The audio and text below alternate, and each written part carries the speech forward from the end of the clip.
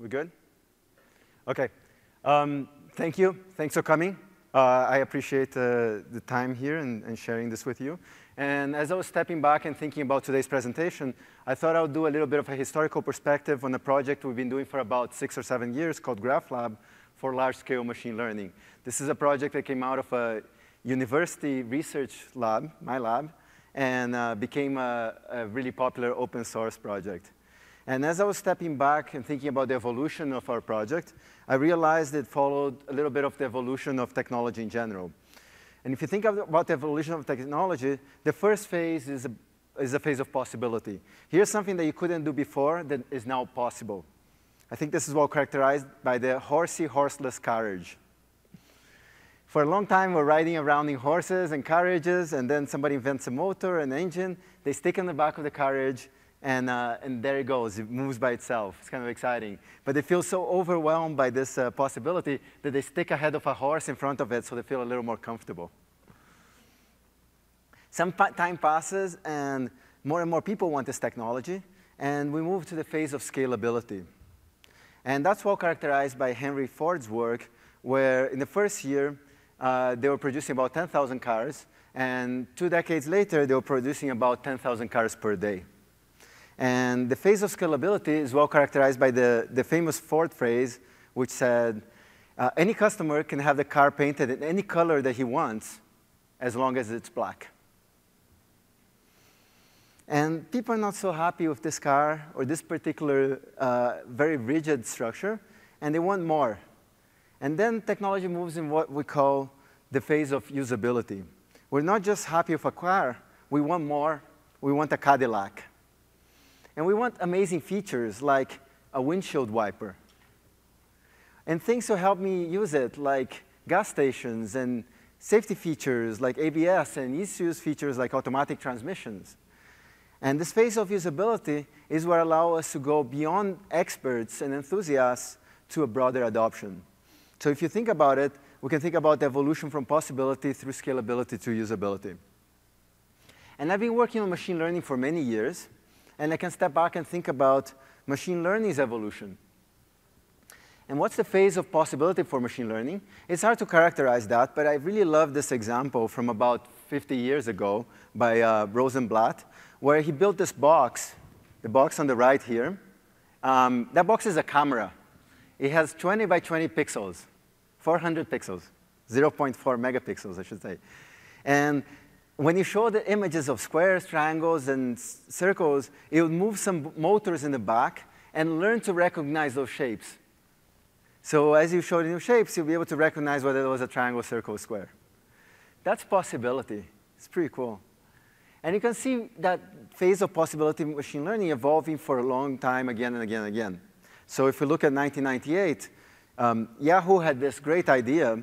Let's catalog every web page in terms of whether it's sports, technology, whether it's about football, and so on. And if somebody wants to find what they want, all they have to do is click on this catalog and get exactly what they're looking for. The problem is that there are many web pages, and it's really hard to catalog them all. And Google came around and said, forget that. What we're going to learn is a mapping from what query a user does to what pages they click on. And by learning that mapping directly from our users, we can get much better performance. And we all know what happened there. Today, I feel like machine learning is well characterized by the phase of scalability. And needless to say, the scales of data have been increasing tremendously, be it the billion users on Facebook or the 72 hours of YouTube video that are uploaded every minute and nobody watches. And this is well characterized by this New York Times article for about a year or so ago, where it said, data is a new economic asset, like currency or gold. And I find that funny, because data is not the asset. The question is, what do you do with that data? How do you extract value from that data? And I think if we can design and implement large-scale machine learning algorithms, you can get much more value from that data. And this was the impetus of the work that we did. And data parallel systems like MapReduce, Hadoop, and so on, they're good for computing simple statistics over the data. So how often does a user click on a particular web page?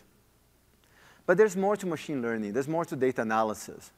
And what I'm going to show you is a few cartoon examples of that. Let's say I show you this little patch from a bigger image, and I ask you what it is. It might be hard to find out. If I tell you it's near this other patch, maybe you can make a better prediction. But if you step back and look at the big picture, you think World Cup 2014. For those who know, it's football. You play for feet. These relationships or dependencies in the data is where the value is. And we want to be able to represent and extract that value. So how do we do that? Let's take another flashback to 1998, where for my search, I actually used Alta Vista. And that little company came around, and there was a big switch. And arguably, the novel technological insight that they had was a graph algorithm called PageRank and a system to support it at scale. So my argument is that the next frontier of technologies in big data is dealing with graphs. And the reason is the graphs are ubiquitous. They're not just in social media, but they're in science, in advertising, in the web, and so on, because they represent relationships between people, products they buy, things that interest them, ideas. And these graphs today, the graphs that people use GraphLab for, have hundreds of billions of vertices and edges, rich with metadata. And the question is, how do you process such graphs at scale? And what do you do with them? So let me give you a few cartoon examples of how graphs play a key role in machine learning. So let's say I have a database of images, and I label this image as being my grandmother. I want to propagate this information to all my database, and finally, I hit this other image whose similarity is not good enough to make a great prediction. What can I do about that? Fortunately, there are other images in my database, so I can connect faces that do look more similar into a graph. And I can use other information. So for example, people from the same family tend to co-occur together in images. And by propagating information from the people that we know about, the faces that we know about, and these co-occurrence edges, we can make a better prediction. So this is an example of propagating information in graphs in machine learning. And this particular algorithm here is called probabilistic graphical models. But if you look at GraphLab today, about 50% of our users use it to build their recommender systems. And the prototypical recommender system, let's say with movies, would have a user say whose favorite movie is Women on the Verge of a Nervous Breakdown. It's a great movie. He also likes The Celebration, City of God, and Wild Strawberries. What other movies would you recommend to this user? It might be hard to find out, but thankfully there are users like him who have liked similar movies and have also liked other movies such as La Dolce Vita, so why not recommend La Dolce Vita? So the type of models here are things called latent factor models, non-negative matrix factorization, and so on. Another place where GraphLab is being used extensively is in advertising. So let's say that I have a set of users, and I want to know something about them so I can target advertising better. For example, I want to know if they have a political bias that's conservative or liberal. What I could do is label their postings as being liberal or conservative, and label them as being a liberal or conservative person, and use that as a classifier and apply to other people in the network and make predictions about them. The problem is that most people in a social network are kind of like me. They don't post anything. Maybe I'm the one with this one here, for those who can see my laser. So what can we do about that? Thankfully, there's a friendship and follow relationship here, which is a graph on top of this other information. And we can propagate information from those we know something about to those that we know less about, and much better predictions. It's another application where GraphLab is used quite successfully. Types of algorithms here are things called semi-supervised learning and transductive learning. And finally, in advertising, you want to understand the content that you have in order to target advertising better. So for example, if you have books, you want to understand the topics of those books. And you can do that by building a graph between books and words that appear in those books. And by doing analysis of text using things like topic modeling, you can discover topics, which I illustrate on the bottom here. So for example, if you look at these books, there'll be a topic about apples, a topic about computers, and especially if this were YouTube, a really big topic about cats. And by knowing the topics of books or contents or web pages, you can target much better. The types of algorithms here are things called LDA and others. So if you think about machine learning, you typically start from data. You do some kind of feature extraction, like extracting faces. You connect them in a graph of relationships. And then you run some kind of magical structured machine learning algorithm on this that's supposed to provide you some value from your data. The problem is that this process is complicated, time-consuming, and requires a lot of expertise. And what GraphLab allows you to do is to shortcut from your raw data to this kind of high-level analysis and value. And so if you think about some basic tasks being able to be done in MapReduce, what we need is what's called a graph parallel abstraction to solve tasks like graphical models, for those image propagations, for advertising, for graph analytics, for recommender systems, and so on. So I'm going to talk about this graph parallel problems today. And let me do that with an example of a graph parallel problem. And that example is PageRank. Let's say that I have a social network, and in that social network, I'm going to figure out the rank of users in order to advertise to them. I might ask, what is the rank of this user? I don't know, but it depends on the ranks of the users who follow her. What are their ranks? I don't know, but it depends on the ranks of the users who follow them. And since this graph has loops, what you have to do is iterate some analysis in order to make predictions about everybody's rank in the social network. And the PageRank algorithm is extremely simple. It just says, my rank is the weighted average of my neighbor's ranks. My rank is the weighted average of my neighbor's ranks. My rank is the weighted average of my neighbor's ranks. It iterates that idea until it reaches an answer. So this is just an example of what we call graph parallel problem. Graph represents dependencies and relationships in your data. You have this local computations, like my rank is the weighted average of my neighbor's ranks. And we iterate those computations until we reach some conversions. We wanted to solve a lot of these graph parallel problems. And this is kind of an interesting historical thing. At the time, I was a professor at Carnegie Mellon, and our group was writing a lot of algorithms for these problems and writing a bunch of papers. And we tried to implement those algorithms on top of Hadoop, and it was too slow. We tried to implement them on top of MPI, which is a high-performance computing system, and it was just a pain. And we wanted to write more papers. So we developed this little system for our lab, which we call GraphLab, so we could write more papers. And the idea was, our group, we knew how to write algorithms for a single machine using MATLAB. So maybe we could feed it to GraphLab and a cluster and automatically get this efficient parallel predictions. That's why we built it, actually. And the first version of GraphLab was really the phase of possibility. What it did is represent relationships in the data using graphs, like a social network, where the relationships are friendship relations. The vertices have metadata like a user's profiles, and the edges have metadata like similarity weights or relationship strengths. This is my data, and you want to perform some computations on these graphs. So how do you do that? You do it by thinking like a vertex. And the question is, how does a vertex think? That's a good question. And what we figured out is a vertex thinks by looking at itself and its neighboring edges and vertices. So for example, in the PageRank case, you look at the current rank of your neighbors. You update your rank, as a weighted average of your neighbors' ranks. You can ignore the equation there. Sorry, it got messed up. And then if your rank has changed enough, you go back and you tell your neighbors to update themselves. And this is an example of dynamic computation. So what GraphLab allowed us to do is to write this little update functions. My rank is the weighted average of my neighbor's rank in a high-level way and got automatically parallelized for you. And it was composed of these 4 parts: the graph representation, the update functions, my rank is weighted average of neighbor's ranks, a scheduler, and consistency models for parallelism. We built a system for writing papers. We wrote more papers, as I said, and we put it out in the open source community as an afterthought. And somehow, it got picked up by a ton of people. People started using it, sending us emails. I didn't understand why they were sending us emails.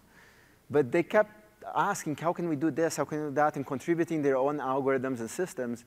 And we stepped back and started looking at what people were doing with it and realizing that they were getting some really great performance gains. So for example, if you looked at some work out of Carnegie Mellon, Tom Mitchell's group, they were doing some natural language processing problem using an algorithm called COEM. They couldn't run it on a single machine, so they tried to run it on Hadoop.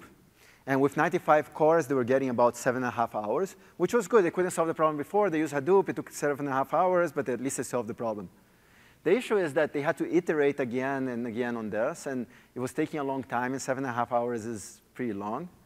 And so they tried GraphLab, and on 32 EC2 machines, it took about 80 seconds. So this is about 0.3% of Hadoop time. By the way, if you're paying for computation, 2 orders of magnitude faster is 2 orders of magnitude cheaper, so that's pretty good too. So phase 1 of GraphLab was about discovering, was about the possibility, was about discovering that vertex programs were fundamental and that asynchronous execution and consistency models were key in order to scale up these algorithms. And GraphLab was providing exciting scaling performance and a lot of adoption. And so a few years ago, maybe 2 or 3 years ago, we stepped back and said, let's find the biggest graph we can download in open source and try it out on GraphLab. And that was the Alta Vista Web Graph from 2002 with 1.4 billion vertices and 6.7 billion edges. GraphLab 1 failed miserably. It was sad. It was not performing better than Hadoop at all, and we couldn't understand why. So we stepped back and started analyzing our data and realized that the web graph, it's what's called a natural graph, a graph that arises from a natural phenomena. And the problem was that existing distributed graph computation systems like GraphLab, Prego, and others, as well as high-performance computing systems, were not well designed for natural graphs, because they assume the graph is more or less regular. Vertices have small degrees. They're easy to partition across machines. But natural graphs are nothing like that. They have what's called power law degree distribution, and they're really hard to partition across machines. So to just show you what that means in the web graph, what I'm plotting here on the x-axis is the degree of vertices, and the y-axis is the frequency of those vertices. So on the left side, you might have something like Carlos-Guestrin, not very connected. In the middle, maybe you have reinvent. On the far right, you have Google. And the vertices like Google, very high degree. In fact, the top 1% of the vertices are connected to about 50% of the edges. And these are crazy. And they're not just present in the web. If you take a social network, you can have a very popular person that's connected to many others in the social network. If you take a recommender system, you can have a popular movie that many, many people have rated. In machine learning, you have these things called, whoa, thank you for stopping my presentation and telling me that. In machine learning systems, you can have things called hyperparameters. They're connected to pretty much every vertex in the graph. And in text analysis, you can have very common words that appear in many, many documents. And these popular people lead to really difficult problems in parallel scaling. They lead to the star-like motifs, where you have a vertex with many, many neighbors. And just to give you a hint of why this is a hard problem, if you take these star-like motifs and you try to partition them across machines in a distributed system, you put some users on one machine, other users on other machines, and the relationships cross these different machines. And the amount of communication that you have to do is linear in the number of edges that cross machines. And this is a problem. It turns out that even if you could solve the NP-hard problem of partitioning graphs, you wouldn't end up with a low-cost partitioning. And these graphs are so big that existing systems like Metis don't scale up here. And because of this issue, GraphLab 1, Prego, Twitter, Facebook, and others rely on what's called hash partitions, which is a fancy word to say they randomly assign vertices to machines. And proof by PowerPoint, you cut a lot of edges here.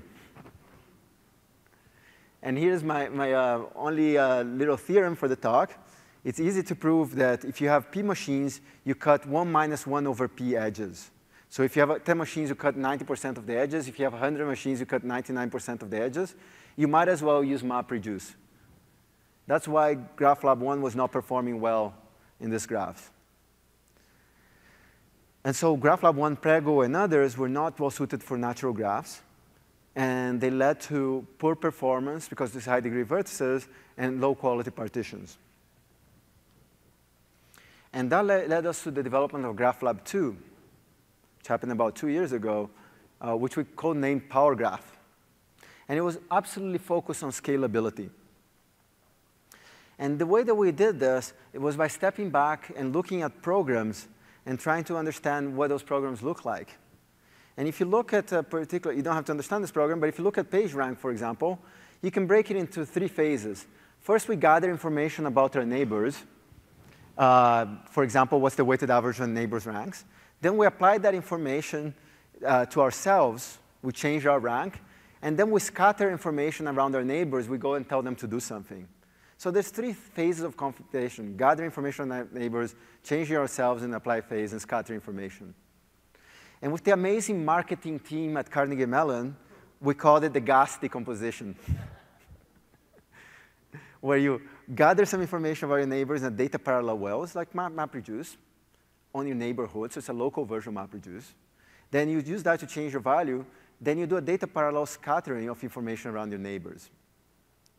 And it turns out that many algorithms in machine learning follow this pattern, what we call the GAS model. So things like graph analytics, graph models, recommender systems, collaborative filtering, clustering, text analysis, and so on.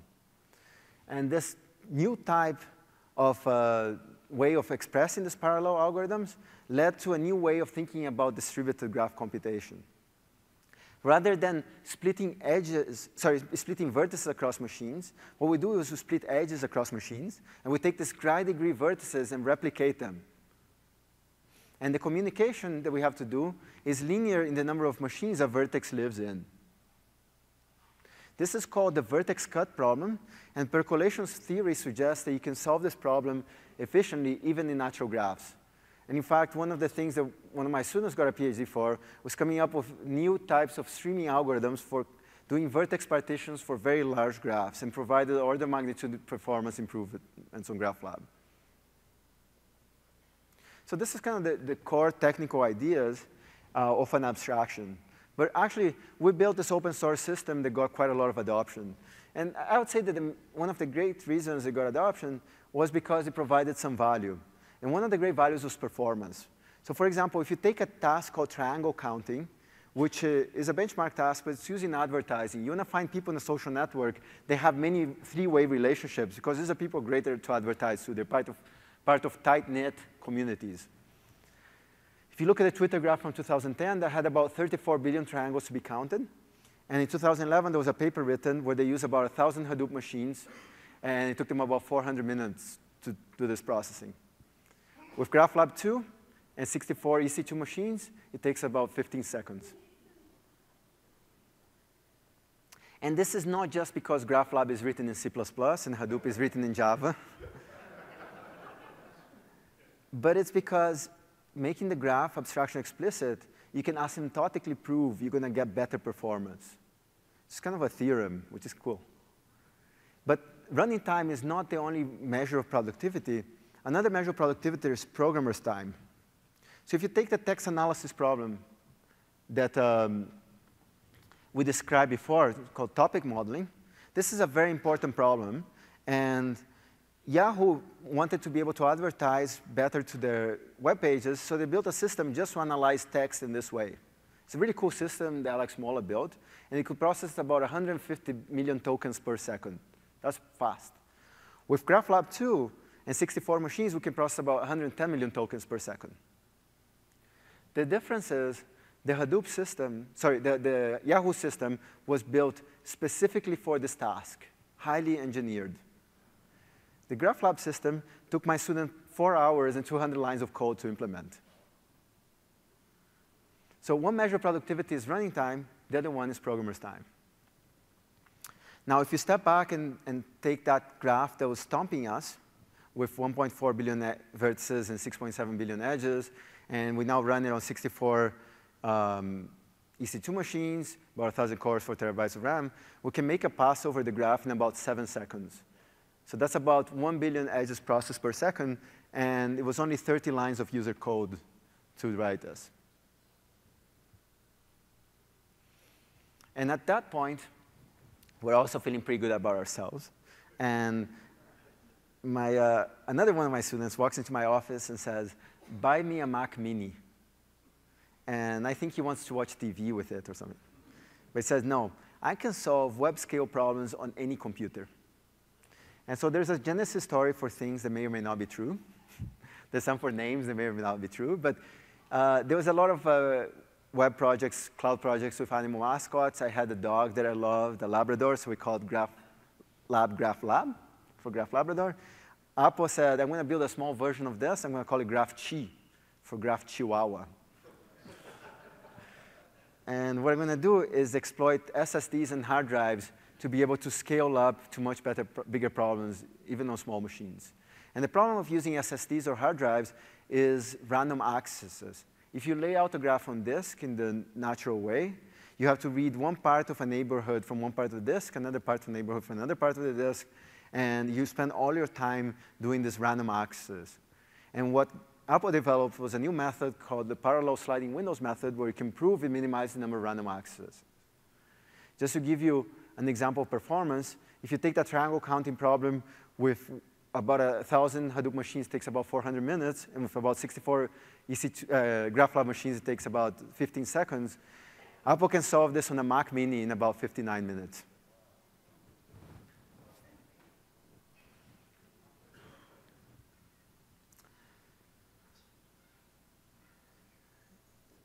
So if we step back, GraphLab 1 was about possibility. Here's something that we couldn't do before, but now we can do by writing vertex programs and doing this asynchronous execution and consistency models.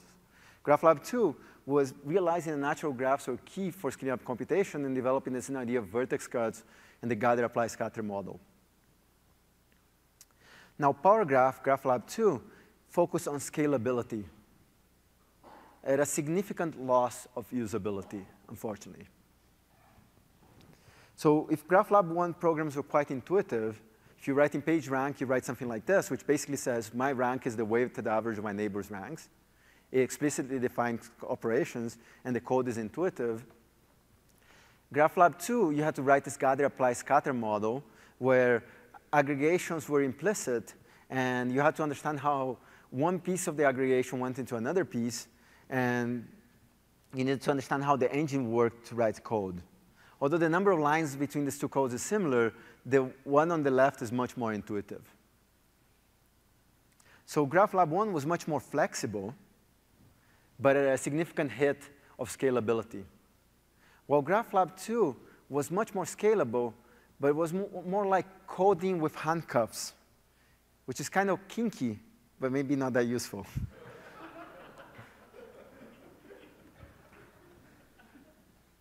So what do we do now? And so our focus has been on building the Cadillac of GraphLab, on usability. And what we want to be able to do is program like GraphLab 1, these intuitive update functions, but they get run in distributed way like GraphLab 2. And I'll give you a little hint of that. If we go back to the PageRank example, what the update function said was, my rank is the weighted average of my neighbor's ranks. So it's an aggregate sum over neighbors. And there's nothing more MapReduce 101 than something and compute the average of some number. So why not implement that with a local type of MapReduce? In other words, instead of having the gather, apply, scatter model, why not have a set of local primitives of your neighborhood, like MapReduce for the gather phase, parallel transform of the edges for the scatter phase, and things like broadcast for scheduling. So a set of basic primitives they can use any way you want in your update function. And it turns out that you can express anything they could express with GraphLab 2 more easily with GraphLab 3. It's more expressive. You can do multiple gathers. You can do a scatter before gather. So if you think the gas model is a marketing genius move, imagine the SAG model. And you can do conditional execution. So you can do an update function if something happens. If not, do some different kind of update function. And this kind of flexibility makes it much easier to program. And that's what we released recently. And it turns out that you can get this greater flexibility even often at an increase in performance. So if you take the Twitter graph and you do a graph coloring benchmark problem, which in GraphLab 2 took about 200 seconds, in GraphLab 3 now only takes 90 seconds. So GraphLab 3, which we codenamed Warp Graph, can actually outperform Power Graph with simpler code. So here's a summary of what we've done so far. GraphLab 1 was about possibility. Vertex programs are fundamental. GraphLab 2, Power Graph, was about scalability by noticing the natural graphs were key for parallel computations and developing the guide-applied scatter model, while GraphLab 3, Warp Graph, is about usability in accessing the neighborhoods using these parallelizable iterators. We've recently released GraphLab 2.2, which includes the Warp Graph engine and allows you to deal with streaming and dynamic graphs that change over time, which is a big deal for our community. And consensus is GraphLab 3, or the Warp Graph engine, is much easier to use than Power Graph. But our user study group is very biased. Which brings me to the bigger question, usability for whom? I thought GraphLab 2 is extremely usable. Anybody in my lab could use it. Now with Warp Graph, I would say anybody in this hall could program it.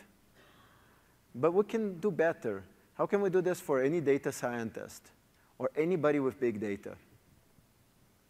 And this leads me to kind of the place that we're going with GraphLab today, which is just going beyond this idea of just update functions and graphs and thinking about usability in machine learning in general.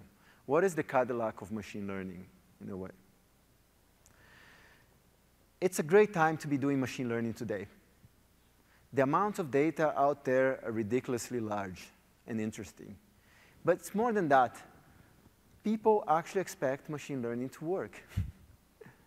When you pick up your phone and you talk to Siri, you expect it to do something reasonable. When you use a search engine and you want it to fix your spelling mistakes or get you better ads, you expect that machine learning to work. So it's cool. It's a time where we can have a unique impact in the world. But the problem is that these projects that we described are really one-off projects that required a number of PhDs to make it successful. And that's not where I want this to go. I want this kind of analytics to be available to anyone. And this is a key problem, because even the basics of scalable machine learning are challenging. Either you read a really thick book full of equations, or you maybe do a Coursera class, takes a lot of time and is very disconnected from the reality of computing. And, or maybe you hire a data scientist and you're happy about that, but it takes that person, say, 6 months to go from R or MATLAB into a production system at best. And the state-of-the-art machine learning algorithms that groups like mine create are trapped in research papers that nobody reads. And so this challenge is significant. And the goal of our project is to make huge-scale machine learning available for everyone, end to end. So the first step in our project now is to allow anyone to learn machine learning in practice using what we call GraphLab Notebook.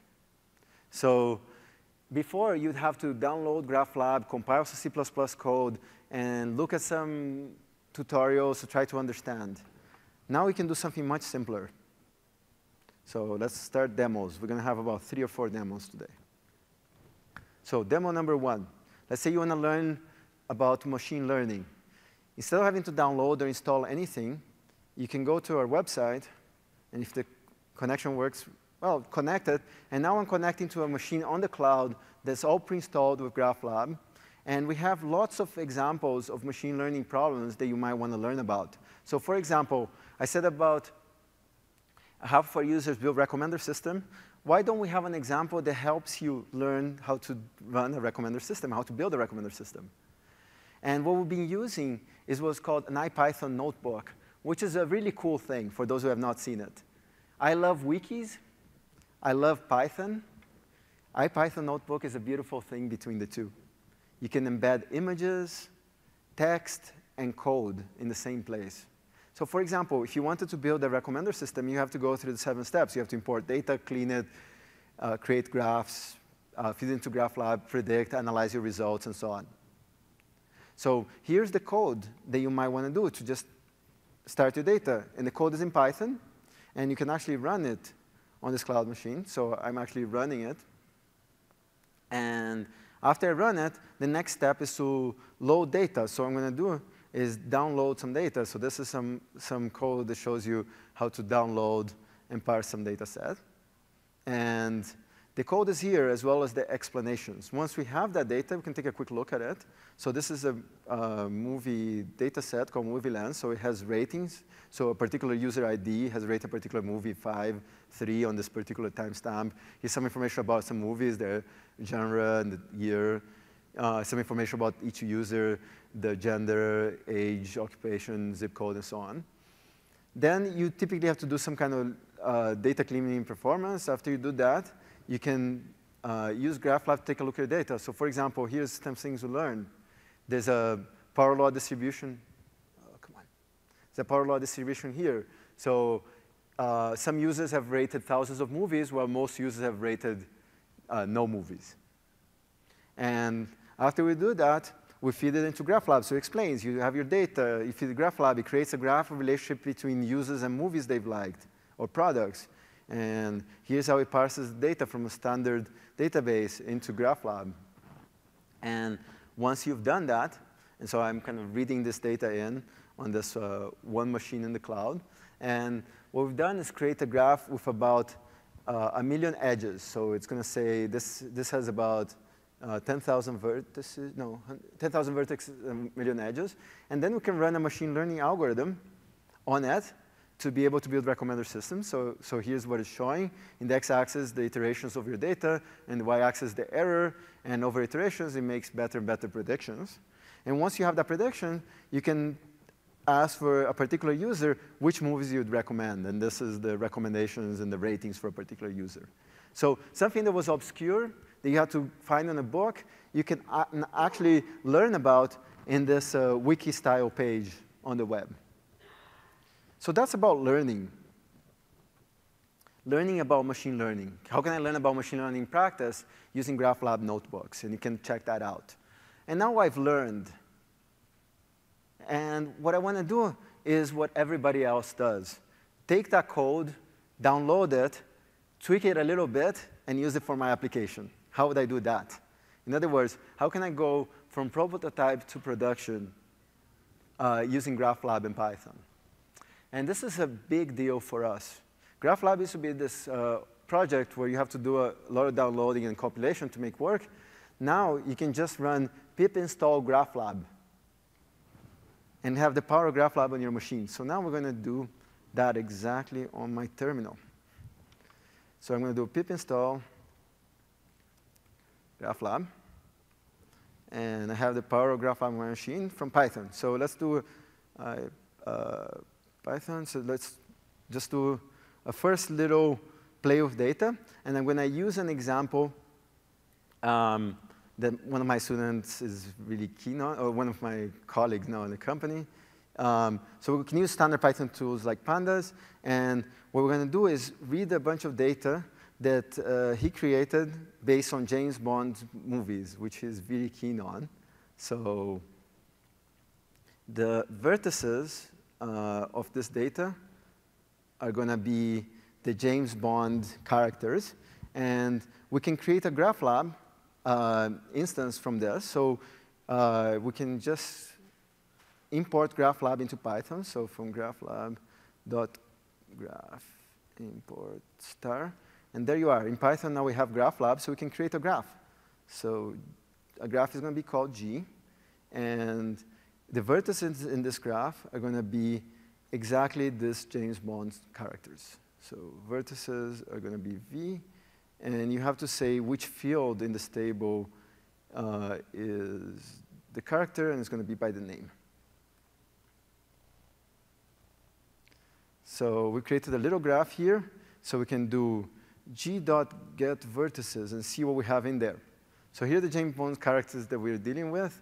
James Bond, Moneypenny, and so on. They have a gender. Some of them are villains, and some of them have license to kill. However, this is not a very interesting graph because it has no edges.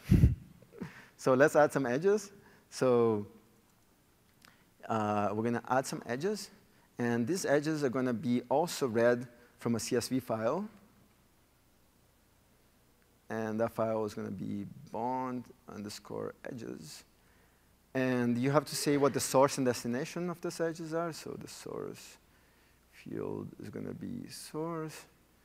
And the dest field is going to be dest. OK, so now we can do things like g.getEdges. And so edges have relationships, so some people are friends of some people. This is James Bond. Some people are friends with some people. Some people manage others, they work for, and some people get killed by others. And these are the relationships in my data. And GraphLab, if those familiar with GraphLab, notice that GraphLab now acts like a graph database. We can add edges, a dynamic graph. You can actually query it. So you can do, for example, g.getEdges, but let's get edges let's use the field, whose relation is killed. So who killed whom? There we are. So Elliot Carver, James Bond, and so on. And so the nice thing about having this graph in GraphLab is that all of machine learning is available to you. So, and all of graph analytics, too. So we have a graph, and we can import GraphLab.toolkits. We can import everything. Oh, sorry, I should do the graph analytics. So let's import some graph analytics tools. And so, for example, what happens if you run PageRank on this graph G? So this is a James Bond graph. Whoa, object module. Oh, sorry, live demo. So it takes 0.000232 seconds. It's a very small graph. But what happens if you run PageRank on James Bond? So let's take a look at it. So we can take the PageRank. We can get the different PageRank fields. So PageRank fields. And we can use standard tools from Python. So we can sort based on the PageRank field. And we can make in descending order. So the highest ranked character in James Bond is James Bond. And one interesting thing that you notice is that all the villains have lower rank than the good people. And the reason is that villains tend to die earlier, so they're less connected.